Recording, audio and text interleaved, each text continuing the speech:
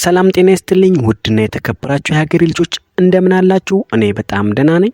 በዛሬው የጤና ቪዲዮአችን የምንመለከተው ከአንድ እንቁላልና አንድ አቮካዶ የትኛው ነው በንጥረ ነገር ይዘቱ የሚበልጠው እንዲሁም ለሰው ልጅ ከሚሰጠው የጤና ጥቅም አኳያ የሚለውን አንድ በአንድ እያነጻጸርን የምናይ ይሆናል ማለት ነው።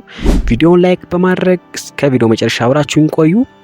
በአንድ እንቁላል ውስጥ ከ68 እስከ 78 ካሎሪ ሲገኝ ነገር ግን በአንድ አቮካዶ ውስጥ ደግሞ ከ160 እስከ 250 የሚደርስ ካሎሪ ይገኛል። ይህም ከእንቁላል አቮካዶ በእጥፍ የካሎሪ ይዘት አለው ማለት ነው። በአንድ እንቁላል ውስጥ 5 ግራም ፕሮቲን ሲገኝ በአቮካዶ ውስጥ ደግሞ ከ2 እስከ 3 የሚደርስ የፕሮቲን መጠን ይገኛል። ስለዚህ በፕሮቲን መጠኑ እንቁላል ደግሞ ከአቮካዶ በእጥፍ ይጨምራል ማለት ነው። እንቁላል አስፈላጊ የሆኑትን አሚኖ አሲዶችን ሲይዝ አቮካዶ ደግሞ ጤናማ የሆኑትን የሞኖሳቹሬትድ ይይዛል። እንቁላል በውስጡ እንደ ቫይታሚን B12፣ D፣ A፣ B6 በተለይ ለህፃናት አእምሮ እድገት የሚረዳ ኮሊንን ይይዛል። አቮካዶ ደግሞ እንደ ቫይታሚን C፣ E፣ K፣ B6፣ ፖታሺየም፣ ፎሌት እንደ ምንጭነት ሆኖ ይገኛል ማለት ነው። አንድ እንቁላል 186 ሚሊ ግራም ኮሌስትሮልን በውስጡ ሲይዝ ይህም የኮሌስትሮል ችግር ላለባቸው ሰዎች በትንሹ ተጽዕኖ ሊያመጣ ይችላል ተብሎ ይታሰባል ማለት ነው። ነገር ግን አቮካዶ ከኮሌስትሮል ነፃ የሆነ ምግብ ነው። አቮካዶ በምግብ ፋይበር የበለጸገ ከመሆንም በላይ የፋይበር መጠኑ እጅግ ከፍተኛ ነው ማለት ነው። በአንድ አቮካዶ ውስጥ እስከ 10 ግራም የሚደርስ ፋይበር ይዘት ይገኛል። ሆኖም ለምግብ መፈጨት ስርዓት በአንጀት ውስጥ ላሉ ጤናማ ሂደቶች እጅግ ጠቃሚ እና አስፈላጊ ነው ማለት ነው። እንቁላል ደግሞ በፋይበር ያልበለጸገ ወይንም በውስጡ ፋይበር የሌለው ነው ማለት ነው።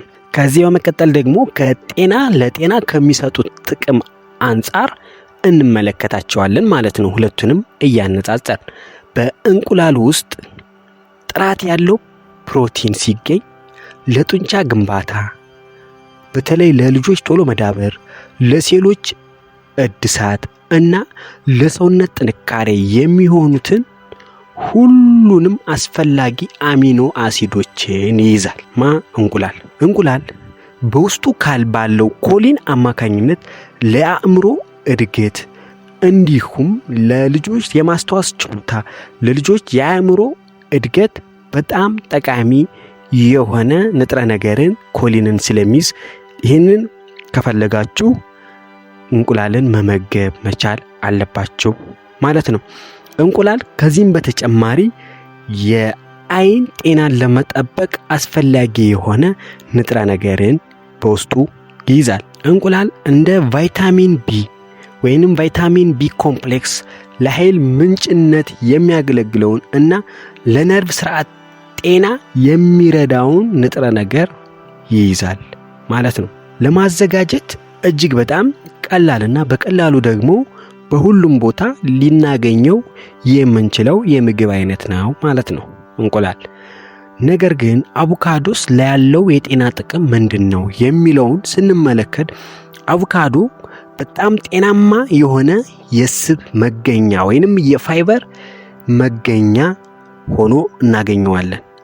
አቮካዶን የምትጠቀሙ ሰዎች በተለይ የልብ ችግር ላለባቸው የልብ ጤናን ለመጠበቅ አስፈላጊ የሆነውን በውስጡ ሞኖ አንሳቹሬትድ ፋትን ይህም መጥፎ የኮሌስትሮልን ይዘት ለመቀነስ በተለይም ለልብ ጤናና ከልብ ጋር ለተያያዙ ነገሮች እጅግ በጣም ጠቃሚ ነው ማለት ነው። አቮካዶ ከፍተኛ የፋይበር ይዘት ስላለው የሆድ ድርቀትን ይከላከላል።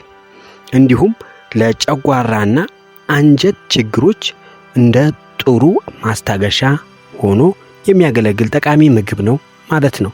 በዚህም አንጻር በቀላሉ ለልጆች በቀላሉ የሚፈጭ የምግብ ይዘት ስለሆነ አቮካዶን መጠቀም ከምግብ መፈጨት ሂደት ጋር ላሉ ችግሮችም ወሳኝ ነው ማለት ነው። በውስጡ ያለው ፖታሺየም በተለይ ለፖታሺየም መገኛ ምንጭ ነው ተብሎ የሚታሰበውን የሙዝ ተክል ሳይቀር በፖታሺየም ይዘቱ ይበልጣል ማለት ነው አቮካዶ። እናም የትኛውን እንመገብ የሚለውን ስናይ እነኚህ ሁለት ነገሮች እጅግ በጣም ጠቃሚ ናቸው። ሆኖም ለመመገብ እንደየምትፈልጉት ውጤት አንፃር እና የጤና ሁኔታ ይወስናቸዋል ማለት ነው። ይህም ስንል ለምሳሌ እስካሁን የዘረዘርናቸው የተለያዩ ጥቅሞች አሉ። ከነዚህ ውስጥ እናንተ የምትፈልጉት ጥቅም ምንድነው? እኔ የምፈልገው ወይንም ለልጄ የምፈልገው የጥቅም አይነት ከዚህ አንፃር ነው ብላችሁ ከዛ አንፃር ለመመገብ መሞከር። ለምሳሌ ጂም የሚሰራ ሰው ከሆነ እንቁላልን ቢመገብ ለጡንቻ ግንባታ እንቁላል በእጅጉ ስለሚረዳ ይሄም ለሱ ያግዘዋል ማለት ነው።